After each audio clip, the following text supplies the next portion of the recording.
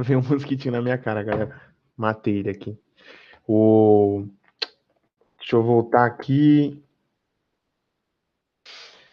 Hello, guys! Como vocês estão aí? Como que vocês estão sentindo para nossa última aula de inglês? Meu Deus, gente, eu já tô chorando, já tô aqui aos prantos, porque... Ai, foi tão bom, né? Vocês estão com a gente aí desde setembro, outubro, e foi tão fofinho, tão bom traçar essa caminhada com vocês. E, gente, eu queria agradecer vocês de verdade. Even this is our last class, we will always be together. Mesmo essa sendo a nossa última aula, nós sempre vamos estar juntos. Eu confio muito em vocês. Eu tenho certeza absoluta que vocês vão estar arrasando nos vestibulares. Hoje, dia 7 de janeiro de 2021. Já passou a FUVEST, não, calma. Já passou a Unicamp aí para quem é de São Paulo. Mas o Enem tá chegando para você que não é, e para você que também tá chegando. E a gente tem que ir com força, garra para cima deles. E, gente, assim, a gente passou muitos momentos juntos. Tenho certeza que foi um momento de superação. Vocês que acompanharem nas primeiras aulas poderiam ver várias mudanças. Meu cabelo mesmo na primeira aula devia estar muito menor do que ele está agora tá gigante. Tá aqui, ó, chegando aqui no meu olho. E, gente, foi muito bom, mesmo sendo a nossa última aula. Eu queria agradecer muito vocês aí que acreditaram no projeto e acreditaram na gente, acreditaram no meu trabalho como professor de inglês. Então, gente, obrigado do coração e vamos com tudo. Final considerations to the next day. Então, aí, considerações finais aí pro dia da prova. Gente, eu lembro da minha época quando eu era vestibulando, eu ficava muito nervoso. Eu ficava, ai meu Deus do céu, não lembro nada, esqueceu tudo, deletou, já era, vou embora. Não, gente, calma. Às vezes isso acontece mesmo, a gente tem que respirar, ter calma, dar aquela vai dar certo, lembrar de todos os momentos, todas as tardes que você ficou aí na frente do PC, vendo a minha cara linda, a cara dos outros professores, estudando, fazendo exercício, errando, indo nos plantões de dúvida.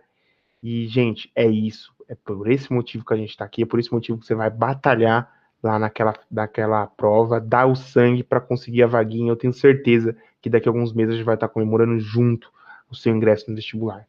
Então, gente, vamos com tudo. Força nessa reta final que a gente vai conseguir. Então, vamos para os nossos exercíciozinhos queridos aí, viu? Vamos começar com o exercício 1. Gas check. O que é gas check? Quando você vai na sua padoca tomar aquele pingado velho e o pão na chapa fedido, você ganha aquela comanda, aquele papelzinho que está escrito aí quanto que você gastou. E nesse gas check, o que está escrito? Vamos dar uma lida. Thank you, obrigado. Pô, que você tá lá, você vai pagar. O cara escreve obrigado, você fala, ô, estranho, né? Era aquele para ter o valor. E daí tem um textinho, você fala, putz, azedou. Your breakfast is on me today. Daí a pessoa fala assim, o seu café da manhã está na minha conta hoje. Daí você fala, ô louco, se eu soubesse disso, eu tinha pedido mais 5 pão de queijo e um hamburgão, né?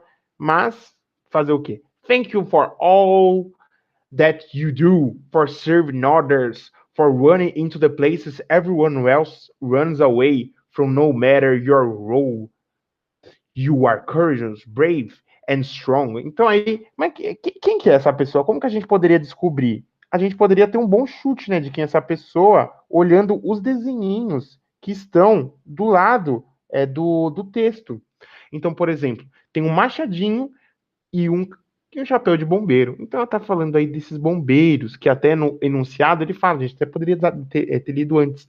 Ao voltar de uma ocorrência de 12 horas, os bombeiros Tim Young e Paul Hulling, de Nova Jersey, nos Estados Unidos, pararam para tomar café da manhã em uma lanchonete. Quando eles pediram a conta, receberam de uma garçonete que ouviu o que eles conversaram durante a refeição apenas um bilhete, com a mensagem escrita no bilhete. A garçonete pretendia. Então, exatamente isso. Ela deu um bilhete para ele, falando que ia pagar a conta deles por conta deles serem corajosos e tudo mais. Então, o que ela fala? Para você servir os outros e para correr into the places, run into the place, para correr dentro dos lugares onde todo mundo está correndo para fora. Então, quando o prédio está pegando fogo, todo mundo está indo embora. Mas os corajosos bombeiros entram no prédio pegando fogo, mesmo assim, foda-se. No matter your role, you are courageous, brave and strong. Então não importa aí o seu papel, você é corajoso, bravo e forte. Obrigado por ser fodão todo dia. Então obrigado and badass every day. Fueled by fire a drive by courage. Então aí repleto aí de fogo e motivado aí e dirigido e alguma coisa assim, motivado por coragem. É um exemplo aí, e você é um exemplo, e you are to get some rest. Tá? Então você tem que descansar um pouco. Porque aí eles estavam 12 horas aí naquele, ele fala, né, numa ocorrência. Então, qual que é a intenção da garçonete? Agradecer por eles terem heroicamente salvado a vida dela anos atrás durante o incêndio de sua casa antiga? Não, né? A ocorrência, ele até fala no enunciado, você não precisava nem saber inglês disso. A ocorrência foi há momentos atrás, né? A ocorrência de 12 horas há momentos atrás, então não. B, na terceira coragem dos bombeiros dizer que eles não precisam se preocupar para pagar as contas daquele dia? Faz sentido, né, gente? Faz sentido. Tipo, ela a, tá enaltecendo eles, falando que eles são corajosos, tudo, e falou que ele não precisa pagar a conta. Pode descansar, tranquilo, que você não precisa pagar a conta. O pão na chapa é por conta do chefe. C, pedir a ajuda deles durante uma tentativa de assalto à lanchonete sem que os criminosos notassem seu ato. Ela falou alguma coisa de assalto, falou alguma coisa de criminoso, falou alguma coisa sem notar ato? Não, falou nada. Então, se o texto não falou, não é nós que vai assumir, certo? Então, deixa essa para próxima. D, comunicar que eles sempre poderiam frequentar aquela lanchonete sem precisar pagar o seu eventual consumo. Então, não é uma padaria, não é uma igreja. Então, uma vez tá bom, né? Ficar comendo de graça sempre daí não rola, daí a padoca fecha. Então, não. É só aquela vez que eles vai dar comida que ela vai dar comida de graça. Depois ele vai ter que pagar. E cobrar uma dívida antiga deixada por outros bombeiros que também costumavam frequentar aquela lanchonete. Não, pelo visto, a comunidade dos bombeiros de Nova Jersey não é uma comunidade caloteira. Então, você aí que é uma pessoa caloteira que come seu hamburgão e sai sem pagar, não teria esse gesto de bondade aí que a padaria deu para os bombeiros. Na verdade, é o oposto, né? Ela não está cobrando uma dívida, ela está abonando a dívida de pagar o café da manhã daquele dia. Então, aí, muito razoável a gente ficar com a letra B de Bastião.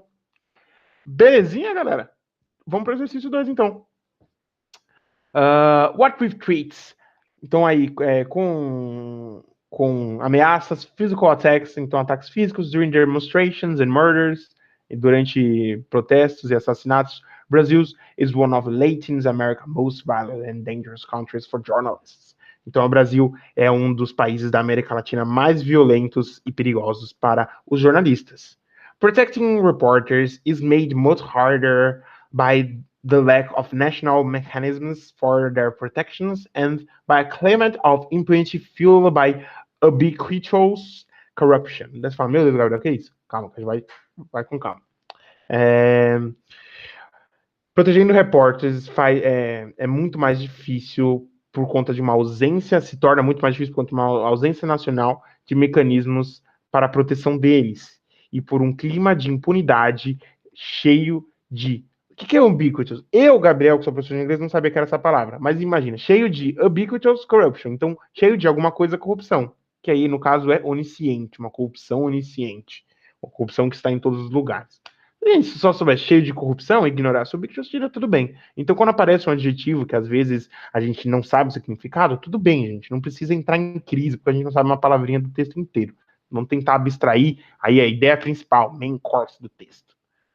Media ownership continues to be very concentrated, especially in the concentrated, meu Deus do céu, concentrated, especially in the hands of big industrial families that are often close to the political class. Então ele está falando aí que a mídia ainda fica muito concentrada aí na mão da grande indústria das famílias aí, que ainda está perto aí de classe política. Beleza? Beleza. Agora vamos ler o enunciado. Em abril de 2016, a organização Reporters Without Borders, Repórteres Sem Fronteiras, divulgou uma classificação anual de liberdade de imprensa no mundo. Entre 180 países, o Brasil ficou com a 104ª posição. Como é possível ver no texto apresentado, segundo a organização, isso se deve, entre outros elementos, vamos lá. A onipresença da corrupção no país, que leva a um clima descontraído e pouco sério. A onipresença da corrupção no país é um motivo? É. Mas a onipresença da corrupção no país leva a um clima descontraído e pouco sério? Não. A onipresença da corrupção no país, ela leva a morte assim, a falta de segurança e eventual morte desses jornalistas. E isso não é um clima descontraído e pouco sério, é um clima sério. Então, é essa segunda parte que está errada do nosso enunciado. B, a forte proteção aos repórteres. Gente, a gente poderia ter parado de ler essa aí, né? O texto está falando exatamente o contrário, que os repórteres não têm proteção. Mas vamos terminar de ler. A qual não lhes dá espaço para trabalhar direito. Não, errado. C, ao fato de o Brasil se situar na América Latina, que possui altos índices de violência.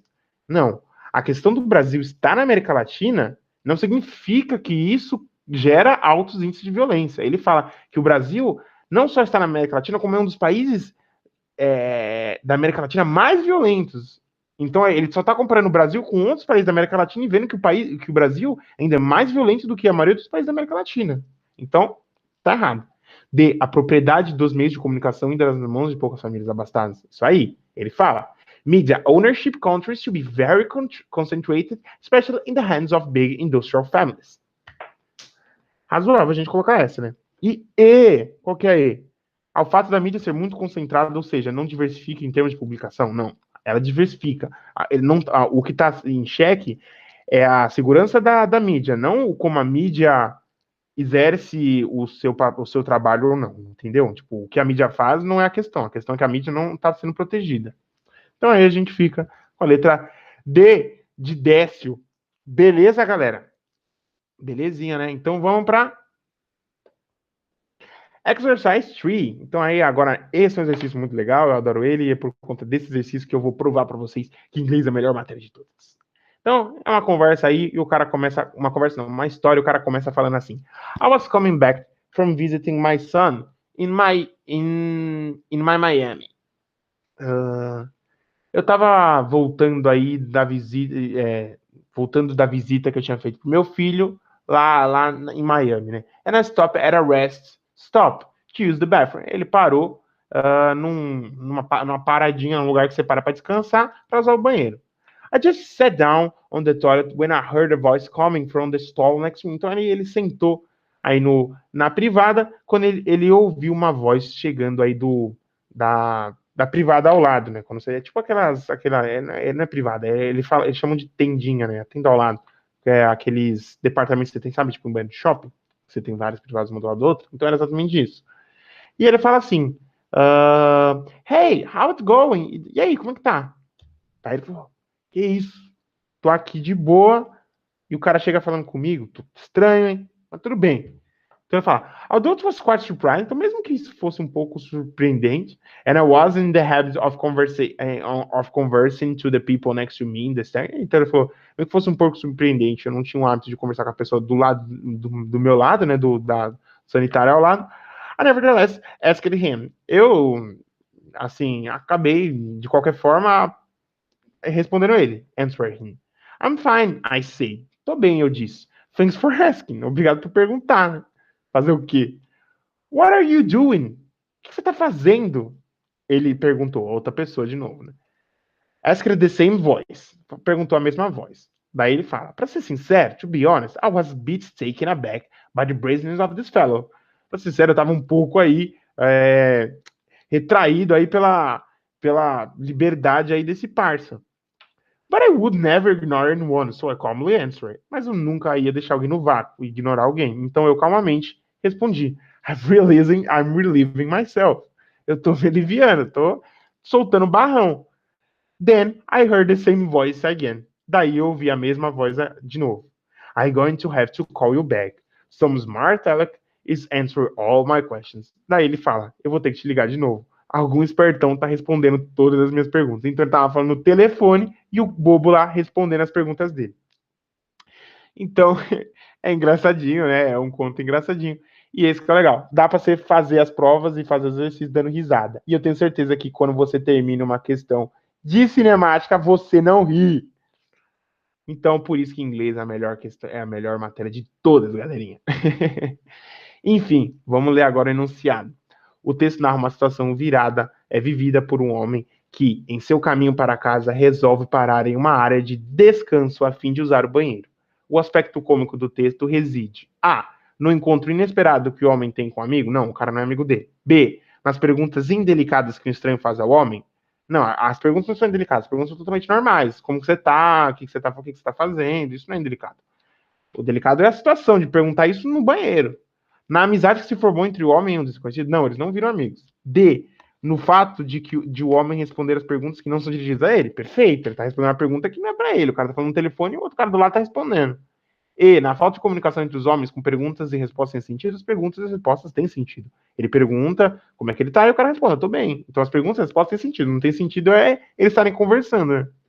Então aí, razoavelmente, a gente fica com a letra D de dado. Não, demorou pra lembrar de uma palavra com D. Britain's weather. Então a gente vamos falar aí um pouco do clima britânico. In Britain, you're never far from a conversation about the weather. Então aí, no Reino Unido, você nunca está longe aí de uma conversa sobre o clima. When it's warm, it's too hot. Então quando tá quente, tá muito quente. When it's cold, it's bitter. Então aí quando tá frio mesmo. The British love talking about it because it changes daily and sometimes hourly. Então os britânicos adoram falar sobre isso porque é, as mudanças ocorrem diariamente e às vezes em questões de horas. The reason we have some of the world's most varied weather is Britain's geography. Então, aí, o motivo pelo qual a gente tem o mais variado clima é a geografia britânica.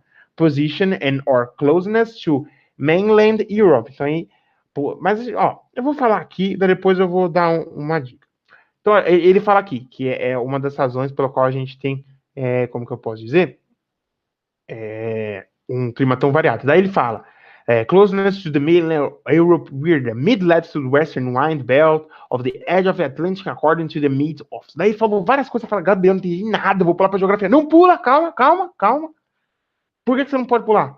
Porque essas partes técnicas não fazem tanto. Não tem tanta importância, entendeu? Tipo, o importante é a gente saber que o Mitch Office está falando coisas técnicas que contribuem para contribuem para o argumento de que o Reino Unido está numa posição geográfica suscetível a mudanças climáticas. E isso a gente não precisa entender o que é Mid-Latitude Western Wind Belt ou Mainland Europe. Então a gente fica ainda aqui, fica ainda com a gente e só ignora esse fato de talvez não ter entendido, mas de qualquer forma, tá falando que ele está numa altitude mediana, aí com ventos do oeste, numa corrente de vento do oeste, pedindo por hora, mas a gente não precisa saber disso. Então aqui ele continua. When this couple, with the way the land changes, short distance and our vast coastlines, we get a rather we do. Então continua falando de várias asneiras aí que a gente não precisa saber. Visitors to Britain will stare at us in wonder. Então aí os visitantes aí do Reino Unido vão ficar wondering, vão ficar tentando entender por que eles falam tanto do clima, né? Questioning our obsession with daily talks of clouds, questionando a nossa obsessão por conversas diárias sobre as nuvens. Chilly mornings and the rain drizzling or spilling down. Então é questionar aí a obsessão dele para falar sobre o clima. Só que depois ele fala, after a week or two being here, they're first to join. Então, mas depois de 2 semanas, eles são os primeiros a entrar. Então, é uma brincadeira de ficar falando do clima, tentando adivinhar alguma coisa. Some of the charm is being here. Desculpa. Some of the charm is most definitely never getting one day the same. Então, uma das coisas mais charmosas aí é definitivamente nunca ter o mesmo dia igual, porque o dia sempre está com um clima diferente. With so many Britons connected to the Internet Things, então com tantos britânicos aí conectados com as coisas da internet, is no wonder we've taken our obsessions online. Então ele fala que não é por conta disso que ele não levou essa obsessão online. E daí ele fala que agora there are numerous weather apps out for the types of device, e que agora tem numerosos aplicativos que falam sobre o clima. Beleza, então vamos lá. Conhecidos por serem pessoas reservadas e polidas, os ingleses também são reconhecidos por muitos pelo seu hábito de debater as questões climáticas em suas conversas. De acordo com o texto anterior, o ato de falar sobre o clima é visto pelas pessoas que visitam a Grã-Bretanha como um hábito inusitado? Sim. Com o qual elas não conseguem se acostumar? Mentira! Mentira! Falácia! Não, mentira. O que ele fala? Que em 1 ou 2 semanas, in 1 or 2 weeks, eles já estão they're the first to join, eles já entram na brincadeira. Então, errado. B, revela-se um estereótipo dos britânicos que não corresponde à realidade dos fatos, como demonstra o Mitch Office? Não, mentira também. O Mitch Office só concorda, falando os motivos físicos pelo qual, geofísicos, na verdade, pelo qual o Reino Unido está suscetível a essas mudanças climáticas. C. Justifica-se pelo fato de que o clima Grã-Bretanha sofre constantes variações em função de sua localização geográfica. Perfeito, perfeito. Mandou o gabarito, mandou o gabarito. É essa, é a C. Mas vamos continuar lendo as outras. D. É bastante difícil, pois os próprios britânicos se distanciam do assunto como forma de desmistificar as fotos. Não, o texto falou que os britânicos adoram ficar falando sobre isso. E. Tem se tornado algo obsoleto com o advento da internet em função da multiplicidade de assuntos que circulam na rede? Não, a internet só intensificou isso, criando mais aplicativos para eles continuarem debatendo sobre isso. Então, ela corrobora para isso, não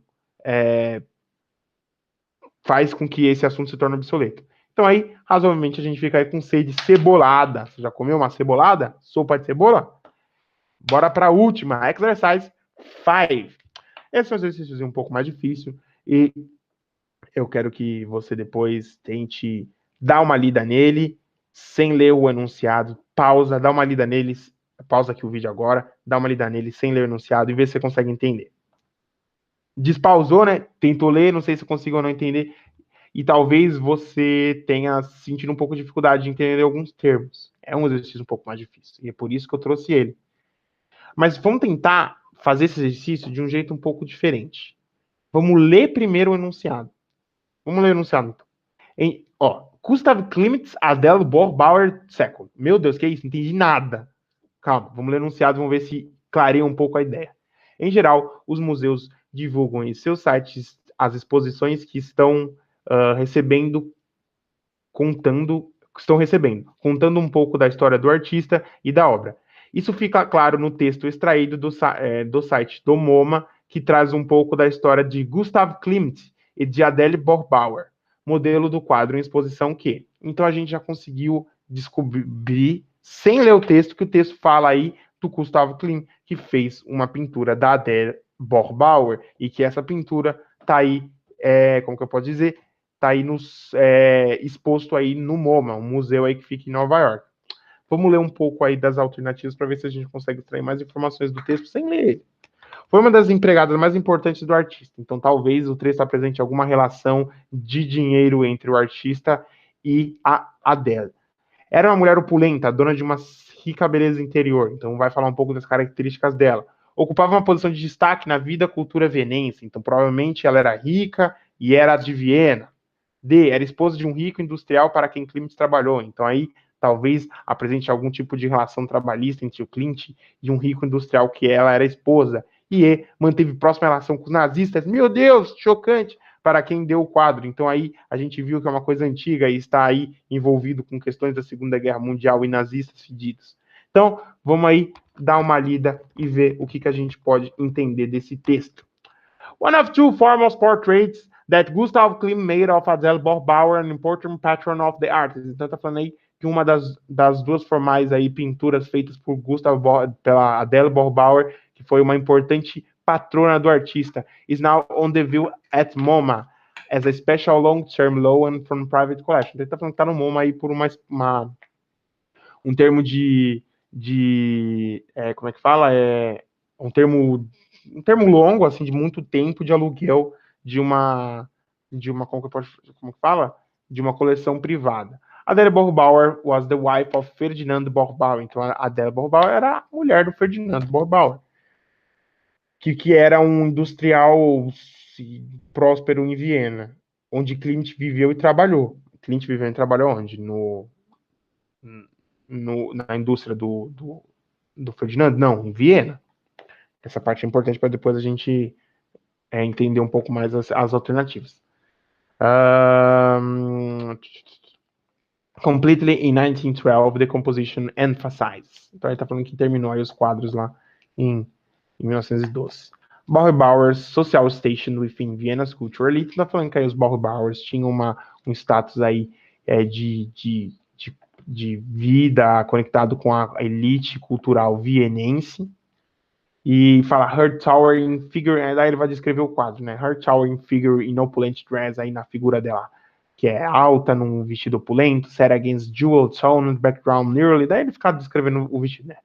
O vestido não, o quadro, second down, nearly abstract patterns blocking the subject as rich, decorated domestic interior, blá, blá, blá.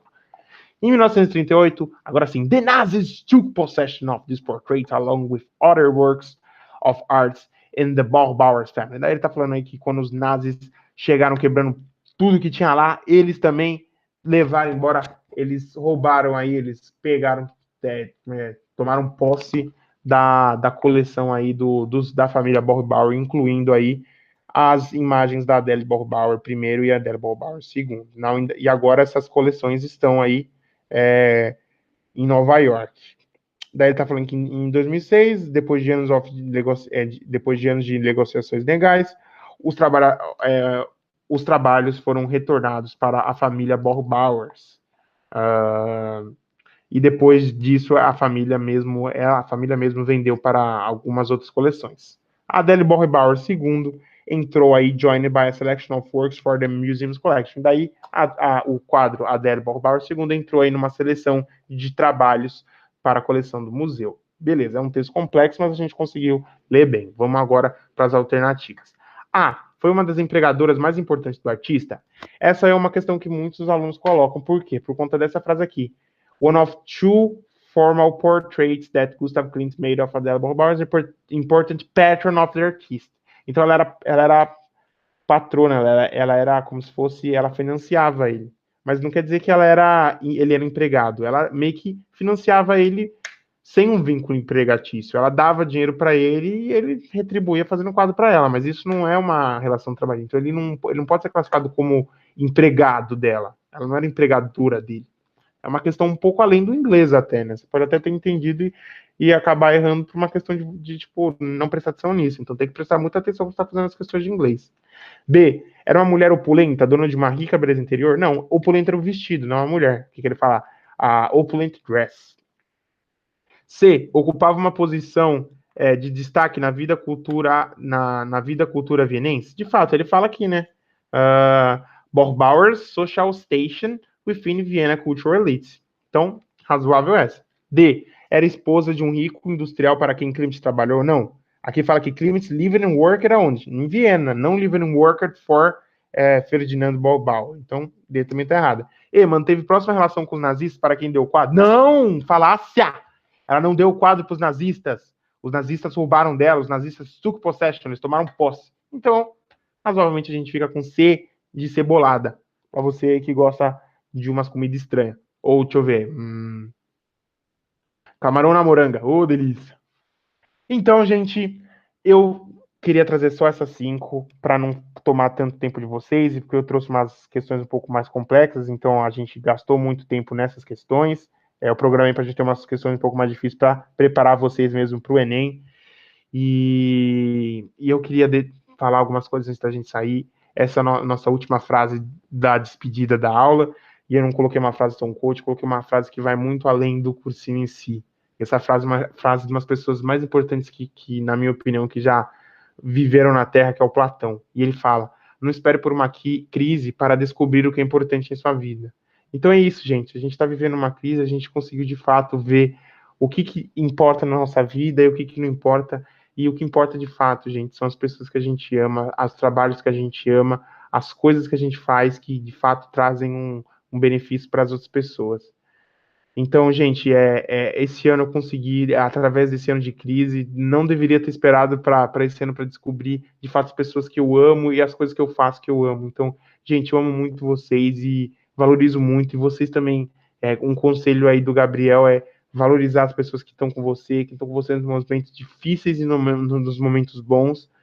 E valorizem isso, sabe, gente? E assim, vai ser nosso último encontro aqui, né? Na próxima semana vai ter a revisão, e a revisão que vai fazer é a Gabi, uma excelente professora também. E eu queria deixar meu muito obrigado para vocês, e que esse contato que eu tive, os feedbacks positivos e tudo mais, foram muito importantes para a construção do meu ser. Eu nunca vou esquecer essa etapa da minha vida que eu fui professor de inglês na Nubo e consegui talvez ajudar vocês aí nessa jornada tão importante. E espero que vocês tenham gostado desse curso de inglês aí que a gente teve ao longo desses 6 meses aí, que para mim foi uma experiência incrivelmente surpreendente. Então eu me despeço aqui, desejando uma boa sorte para vocês. Eu tô com vocês. Qualquer dúvida, podem me chamar. Além de professor de inglês, eu sou coordenador pedagógico, então sempre tô mandando aquelas as gradezinhas de terça-feira, né? Sempre não, né? Sempre estava mandando, porque não irei mandar mais. Mas, galera, boa sorte. Eu tô com vocês. Vocês vão arrasar nos vestibulares, em todas as provas. E vão com tudo, time. Vão com tudo. Beijos. Muitos beijos aí do Prof. Gabs. E, gente, vamos arrasar. É isso, galera. Beijão. Tchau, tchau. Espero que vocês tenham gostado do curso. Depois deixa um comentário aí, fala o que você achou, o que você não gostou. Mete pau no Gabriel. Ou manda uma biscoitada. Você que sabe. Beijos, gente. Tchau, tchau.